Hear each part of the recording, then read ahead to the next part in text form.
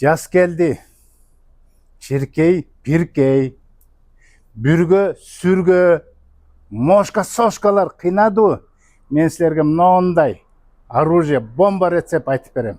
Биз менен болду. Демек, лимондун кабыгы менен кошуп стеркадан өткөрөбүз. Мындан бир чоң кашык алып, аны бияка салабыз.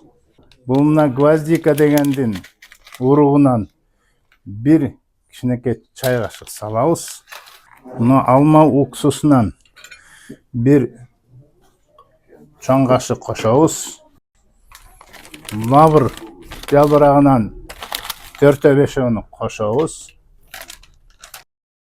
Мынагы лаванда майынан 5-6 тамчы тамгылабыз. Эми мындан таппай турган болсоңор, мынакей жалбыз, мята деген нерседен мынча бир 5-6 жалбырак салабыз. Бул бомбага мына 200 граммдай суу куябыз. Жана муну биз 1 суткага коюп коебуз.